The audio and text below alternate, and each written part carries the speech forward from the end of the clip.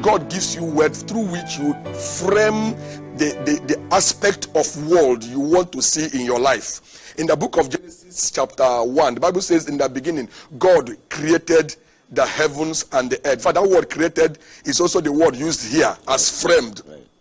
God created the heaven and earth. But before then, the world was without form. The world was shapeless. There was nothing so beautiful about it. And the Spirit of God was hovering over the waters. The word hovering there as used is akin to the word incubation. When you see a hen sitting down on the egg, and then what the hen wants to see inside the egg is created inside the egg by the time the hen is through with sitting down on it. So the same way, God was meditating. I will use that word, meditate, incubating, bringing ideas. And when it was completely brought into the mind of God, God now began to speak by his word. Let there be light, and there was light. Let there be this, and then he began to see what he wanted to see. And so when you say framing your word also, God puts words into your heart. And those words he put into your heart, you use it to frame the kind of world that God have planted in your heart to frame. The kind of life we live today as a result of the kind of world we have framed for ourselves. Wow. Usually, I call those building blocks thoughts. Words are thoughts clothed with vocabulary. And so when those thoughts come into your mind, and then you accept them, and then you begin to speak them, you are making those words to become life. It is begin to create the kind of thing you want to see, the kind of marriage you want. What kind of life do you want to live? God plants the word in your spirit, and as you put those words out, that kind of life is created. Now, in Genesis, God talked about Adam. After creating Adam, he began to introduce him into that, what I will call the ministry of creation. He told Adam, I said, you should name all the animals. God didn't name them. He said, name them. And Adam began. And the Bible says, and whatever name Adam called anything became the name thereof. So it became the responsibility of Adam to decide the names of, including the name of his wife. Hallelujah. Wow. And so he said, this is the bone of my bone, the flesh of my flesh. It shall be called wombed man, woman, a man that has womb. Amen. And so that, she became the wife. So whatever Adam called a thing became the thing. So that same principle works in our life today. Whatever you call a thing becomes that thing. But not just you calling that thing. Bible says in the book of, I think, Mark chapter 11 verse 24. So talking about when Jesus Christ talked about prayers, he says, if you have said to this mountain, be thou removed and be cast into the sea, without doubting in your heart, but believing that what you say will come to pass, you shall have what you say. Say to you, whoever said to this mountain, be taken up and be thrown into the sea, and does not doubt in his heart, but believes that what he says will come to pass, it will be done for him. King James say, he shall have what he say. Most preachers will tell you, you will have what you say, you have to say. But the point I want to bring out from there is that it's not just what you say. He said, if you shall say to this mountain, number one, be thou removed and be cast into the sea, and shall not doubt in your heart, but believe that what you say will come to pass, then you shall have what you say. Most people have been confessing, I am healed, I am healed, I am healed, but yet they are not healed, because in their heart they really do not believe that they are healed.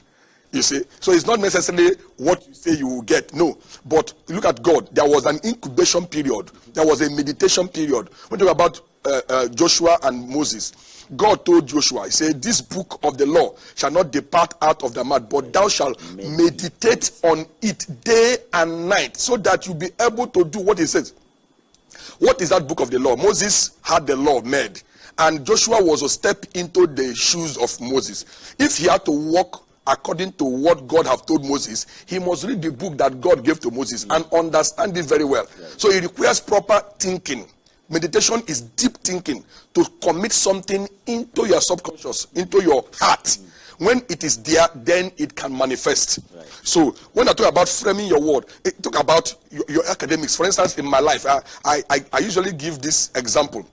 When I'm talking about this, when I was just in the house and the Lord just put in my heart that it's time for me to go to university, I said, okay, So how do I go? Amen. It's a long process, but I got the forms, filled it. When I was preparing, the word just came to my spirit, and it says, "You have passed already." Wow. When that was saying, "You have passed already," I wrote it on the envelope of the form I received, and I knew that exam was the first and the last I would take concerning going to university. And when I went to write the exam, there were some challenges there, and one of the supervisors says, "Please, when next time, don't make this mistake again." I said, "There will be no next time, because the word has been given to me. You have passed already." And exactly how it went, it came for that way. I received that word and I accepted it in my heart, and I knew I have passed already. When I got to university, the word of the Lord came to me again, and he said, "You will not fail until you graduate." And that word came. There were so many things that would have made me to fail, but I did not fail. Why? Because that word came, and I held onto that word. I built my academic world with the word that God gave to me. So what I'm trying to say this morning is that you can frame your marriage, your business, your academics, whatever, with the word, the thoughts. God put those thoughts into your spirit. As you believe them and begin to walk in them, you begin to frame the kind of word that God have in mind for you. God told Moses to build a tabernacle, but he gave him a picture of the kind of tabernacle he was to build, and said, "Make sure that what you are building is in line with what I have shown you." And when Jesus Christ was teaching his disciples, how to pray, he said, "Pray like this: Thy will be done on earth as it is done in heaven." In other words, there's something about you already patterned in heaven. You are to pattern it here on earth. So how does God make you to pattern your life according to his pattern for you in heaven? He plants those thoughts in your heart, and then with those thoughts, you frame your word. Like we said, by faith we understand. Now, I want you to look at that word, by faith you understand. I'm going to explain it in a different way. An understanding that comes through faith. Remember that faith cometh by hearing, and hearing by the word of God. So when the word of God comes to you, you have received faith. By that faith, you understand how to frame your word.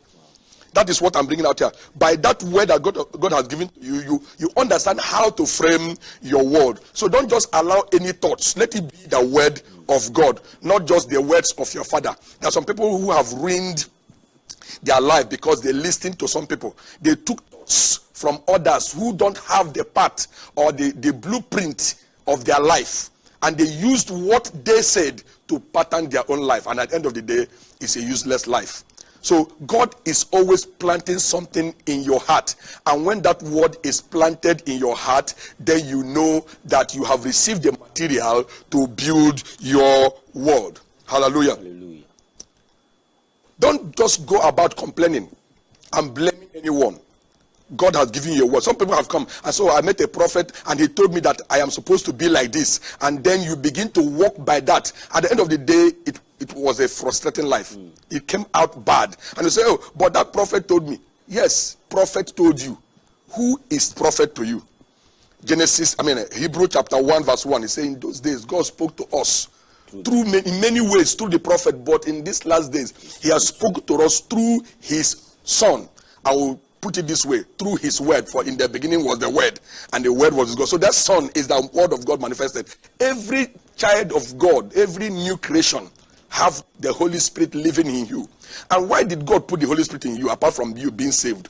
He put the Holy Spirit in you so that he can be close to you and commune with you one-on-one. He's no longer far from you. He's not far away there in heaven, so that you have to lift up your heart, like David will say, "I will lift up my eyes to the hills." You are not lifting up your eyes to the hills this time. You are looking right inside of you, because he dwells in you. And from there, he gives you all the words you will need to frame your word. Hallelujah. That is what I want you to do now. If you have been framing your word with nonsensical ideas, you can also destroy them, because those frames can be restructured. Some time ago, I was making a frame of picture, and while I was making that frame, I discovered that I made a mistake.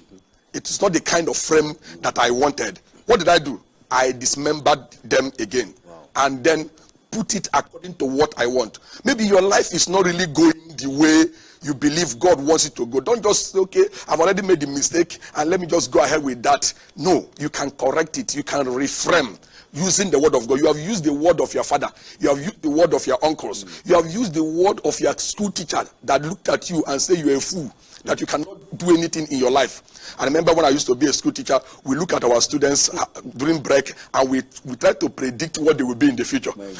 And we begin to mention all kinds of things. Oh, this one will be a good person. And then two of them, when they hear these things, it enters into them. And they begin to pattern themselves like that. Sometimes some married women, their husband give them negative words. Tell them that you cannot make it in life, you are a very stupid person, you are that. And that woman will accept that and begin to frame her world with those nonsense material. You can change it. There's a story about a boy whose idea was to win the best award, in the fair in their community. And he wanted to use a pumpkin, a very big pumpkin, had been nursing for a long time. And then he put it in his cart. As he was coming down the hill, unfortunately, the ball of the pumpkin rolled away and braked on the wall. And the boy cried. He said, oh, I have lost it. I will not get this thing again. My desire to have the first prize in this fair is gone. And then he packed the pieces of the pumpkin and took it home. He was crying. And the mother asked him and he told him. The mother said, don't worry, you will still get it. Your problem is not the pumpkin. Your problem is the award. You want to get the first place at that place, whether the pumpkin was round or not. And so the mother took that broken pumpkin and made it into a pumpkin pie. And when they prepared it, it was very delicious. When they placed it in the fair, the chairman was passing by. And when he tasted it, he said, this is wonderful. This one gets the first prize. Whether the thing was broken or not was immaterial now, because at the end of the day, what was desired was what is accepted, was what is gotten. You are not yet dead. You are still alive. People say when there is life, there is hope. But I say, when there is hope, there will be life. Because you want to live. Yesterday, 2 days ago, I said, Jesus said, because I live, you will live. In this aspect, because he lives, he has given you something to hope for. So as long as you hold on to that hope and begin to build based on the hope he has given to you, you will live. The Bible tells us about Jesus Christ enduring the cross, despising the shame. Why did he despise that? Because he saw the glory that is what ahead. He endured. He knew what he's going to get. At the end of the suffering, there is something ahead. So don't just take your life and feel that all is over. I have come from a miserable family. Things cannot go well with me. Get the word of God and begin to frame your life. Don't allow the life to just be a waste. Don't allow your life to be framed by the devil. Don't allow your life to be framed by the thoughts of your friends. I want to be like that person. I want to be like that person. I already ask people, when the children of Israel said, give us a king to make us to be like other nation. If I become like other nation, who will be like my own nation? If I be like another person, who will be me? There's something that God has sent you into this world for a particular purpose. And that purpose, he plants it in your heart. I bought a camera some time ago, and they didn't put any manual inside the box of the camera. They said the manual is inside the camera. So when I connected the camera to the laptop, the manual appeared. So I saw the manual inside the product. Right inside of you, the manual is there. The Spirit of God prints it up. When you go to the time of proper meditation, you have time to think. You have time to think about your life and ask God, what do I do with this life? And God begin to pattern things around you. Some years ago, I was just in the house, and then the Lord just put my heart and said, it's time for you to do a master's degree. I said, hey, how do I do it? When I just say, how do I do it? Somebody just came and said, there's a school that's offering a program now. Are you interested? Wow. Just today, I said, let's start going. That same day, I started the process, and I was able to do it. You see, when God begins to bring you opportunities, he's trying to give you materials to build. One day I was sitting down outside, and then it was many years ago, and I was imagining myself getting married, having my children, having a good house, wonderful things. It was just a wonderful imagination, and I began to laugh at myself. Let us say, all these ones. It's just like when lizard is having a muzzle pool. This one will not happen. And then a voice just came to me. As if God was telling me, say, I am showing you the future and you're laughing at it. Why don't you accept it and begin to speak into that one? Right. God was giving me material to frame my word and I was laughing at it. Sometimes you have looked at yourself and say, oh, this cannot be me. This cannot be the kind of life I will live. But I'm encouraging you this morning. Don't worry about how your life is already right now. You are still alive. You can go back to God. You can have that time of meditation. And God will put ideas into your mind that will reframe that life and make it to be what it ought to be. And then you can boldly say, thy will have been done on earth as it is in heaven. Open up yourself this morning and don't let this opportunity pass you by. Don't say, life is too short. Life is too short, but the life is plenty. Life is very much plenty for you to use. Interesting. Yes. Interesting. You use it. Don't waste your life. Don't let anybody destroy your life for you. If I am a prophet and I have to speak to you, I have to speak to you in line with what God have already planted in your heart. Because especially if you are born again. If you are not born again, you are just there, fulfilling things according to how the world will want you to be. This is what is invoked today. This is what is invoked today. You are in ministry. You are trying to be like Mr. A. This man of God, this is how he goes. Let me go. No. There's a purpose for which God have also called you to be a minister. There's something he wants you to do. When the Lord called us, he said, I want you to be light for the nations. Isaiah chapter 49 verse 6.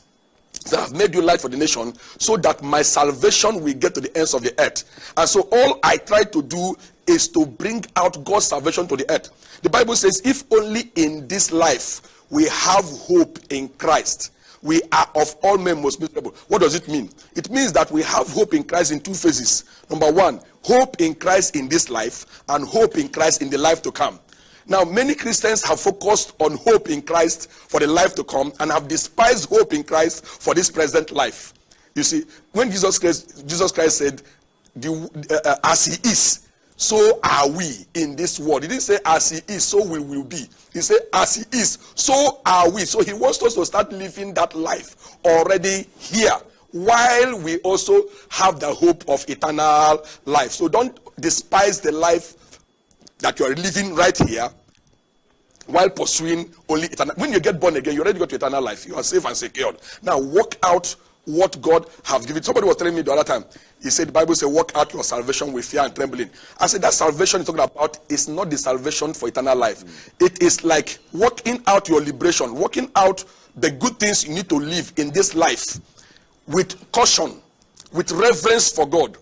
You see, so when God puts those things in your heart, he's helping you to build this life. He said, for God giveth us all things for our what? Enjoyment, not for our suffering, not for our frustration. Now, most times people say they suffer because they are trying to become somebody else. And they are not fashioned inside to be that person. So you will struggle because that is not who you are supposed to be. I remember the time when I want to preach, I tried to preach like Shambach. I tried to preach like some great men of God, Bessie Dahosa. Yeah? You know Shambach? Yes. I tried to preach like most of these, elderly ministers, But I discovered that they are not me. They have their own pattern. You are you. And I'm me. So I begin to allow myself to be what God wants to be. Sometimes I seem to be funny sometimes when I preach and people laugh and say, oh, I said that is just me. If I try and say I'm not going to be that way, but I see myself being that because that is how God has patterned me. And all I have to do is to work with the materials he gives to me and build the kind of world that he has patterned for me. There are worlds, like I said earlier, your world in terms of your academics, your world in terms of your marriage, your world in terms of your business, your world in terms of your relationship with people, your world in terms of your profession. In every aspect of life, he said, by faith, we know that the worlds were framed by the word of God. So if God framed the words he wants to have by his word, he is also giving you words. Even right now, as you are listening to me, a word is being planted into your heart about the question you have been asking yourself for a long time.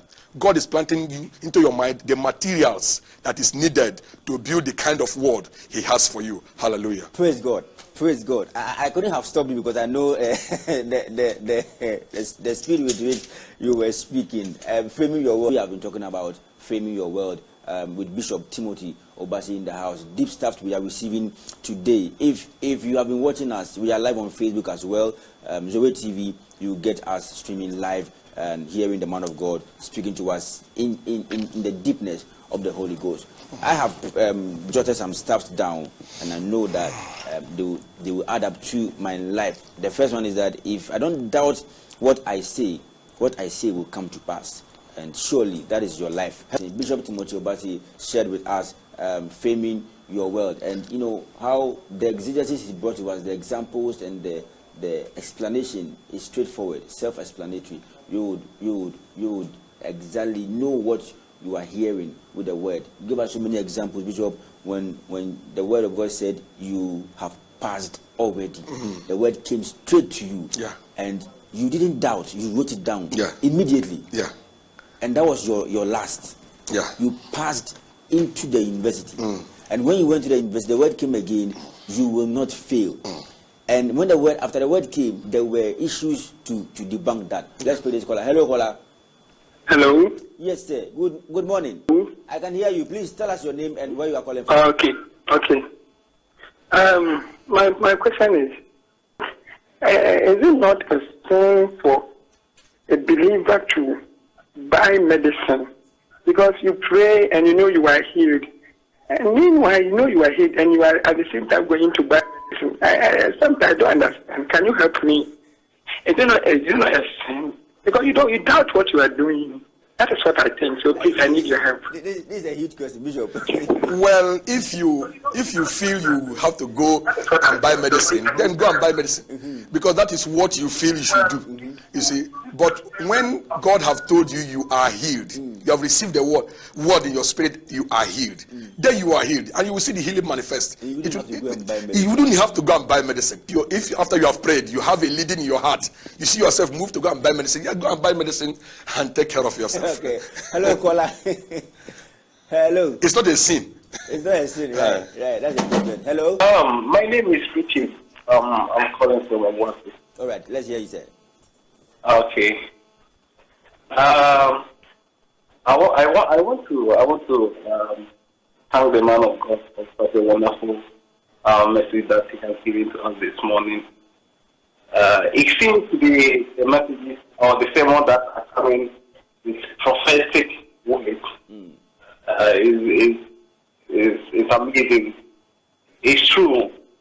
Right. You have made your point clear, and we appreciate your time with us on TV, calling us. Bishop, you will not fail, and you went through university life without failing, even though there were issues, there were stuff that came up to prove that you were going to fail. But the word of God was still sure in your life. Yes, the word of God was very sure in my life. In fact, one of the instances that happened was that I just had a result pasted on the wall in those days, and they said Timothy Obasi, so score F. I said, and I asked God, what is happening? You said I will not fail. And the word of God came to me again. He said, you did not fail. Go to that lecturer and tell him you did not fail. And I went to his house early in the morning, and I said, I come to tell you that I did not fail.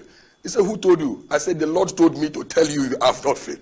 He laughed at me. He said, all you people are, and the Lord telling you. He showed me my script, and the score was actually what he pasted there.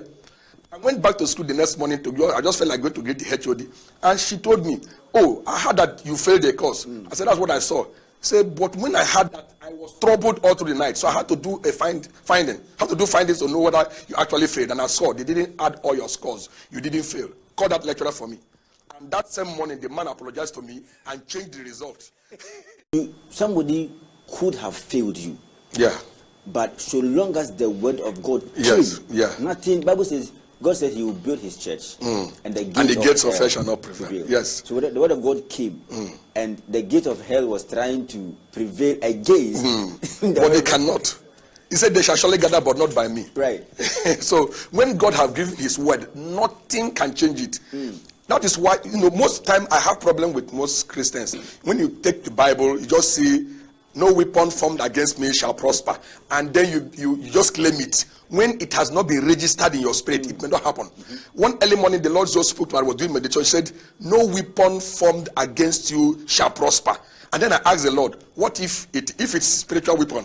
I can be in my room and pray and speak in tongues. Right. What if it's physical weapon? And he said, the word still stands. That same week, I was coming from somewhere to see my friend, and armed robbers attacked me. They came with gun, and the young man pointed that gun at me, and then cocked it. I said, I just looked at him. I just brought out my ID card and showed him and put it back. It was in the night. And he just looked at me and started laughing and told me something said I should do you nothing. I just like you. Something says I should do you nothing. Now, please, we are robbing this street. Go into this compound fast. If we come back and we find you here, it's not my fault. So, and then I was saved. Spiritual weapons, none of them will be. Yes, so that same day, that same period, many people were killed by robbers. But wow. I was saved. The gun was pointed at me. It was cocked on my stomach, but they couldn't shoot. Why? The word of God came. No weapon formed against you shall prosper, even if it's a physical weapon. Bishop, I don't want to believe that there were no bullets in the gun. There were bullets in there, but they would never hit you. It was real robbery. It's not a joke. That is in Benin City in Nigeria, at Oselu Road. If those who know those areas, I don't know Oselu. The Nigerians who are watching, you have to take me there one of these days. No, they can tell you. So that period, it was real robbery attack. It's not toy gun. It's a serious matter. But God's word came to pass. No weapon. I received that word and I held it. So my life was framed by that. Okay, let's get another caller. Hello, caller. Hello. Yes, sir. Good afternoon. Good afternoon, sir. Can you tell us your name and where you are calling from? Please, my name is Kingsley. All right, go ahead. I thank God for the program. Hello? Go ahead, please. Okay. Please, I want to know the difference between I feel like doing this and then what the word of God says about the faith. Because I know Christians, we don't walk by faith and we don't walk by what we feel or what we see. We don't walk by we walk by faith, and don't walk by what we see or what we feel. Okay. So I want to know the difference between I feel like this thing is talking to me and faith. All right. Right, Bishop. You see, when it comes to God speaking to you, I was in a situation in life when I didn't know that. When God gives you a word, it's very, very strong. Because there was a word, it's strong. Just like Jeremiah will say, when I don't want to say it, it burns like fire in my bone. You know it's not a wishful thinking. It's not just what I wish. You see that something is right in you. Right. You know somebody has spoken to you. Right. In fact, you know beyond reasonable doubt that you have received the word. So it's not a feeling matter. Okay. Not a feeling matter. Hello, caller. Hello. Good afternoon, please. I'm Nana. I'm calling from Winneba. Okay, go ahead, please. Yeah, I think I like the program. I just tune in to listen to it, and it's a very good program. Praise God. Praise God. Yeah, I want to know, like, when times that, like, you are in difficulty or you are in trouble, what will you do when you maybe like you are in a very difficult trouble, like you turn your eyes, you don't see anyone, and you want help from God? What do you do? Okay. All right. Thank you so much for your question, Bishop. Amen.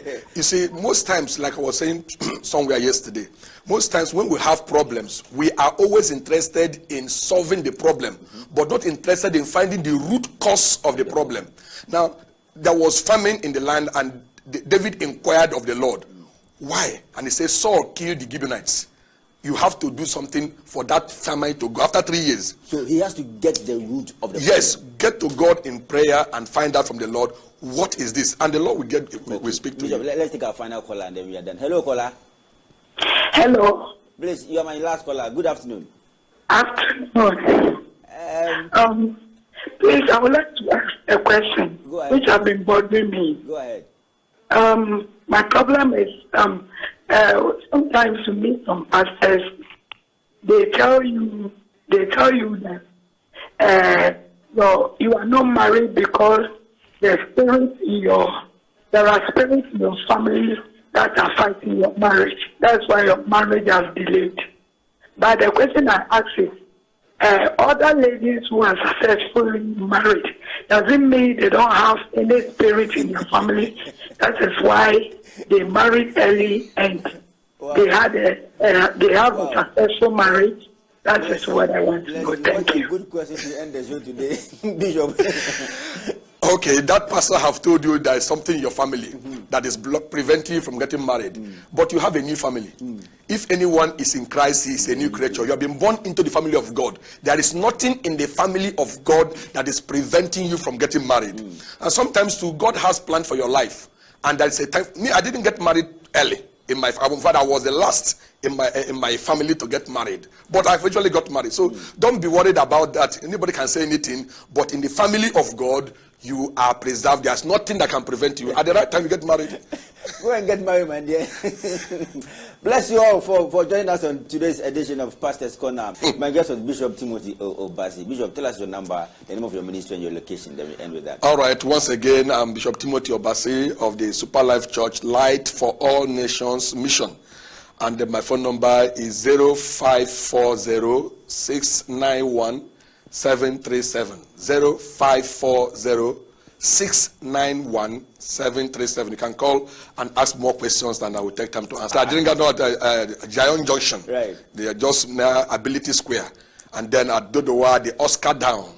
Just get this church signboard. You can call and then we'll direct you. Praise God. This is a ministry. If you get to, you will not regret getting to. So call Bishop and then you'll be glad to receive your blessing to us. Bishop, thank you so much for honoring our invitation today again. I'm sure sometime next week you can still come back. By the grace of God, we'll come. Bless God. Yeah. Bless God. God bless you. So tomorrow we are back. My name is Benjamin Ebiamakum. Bye bye.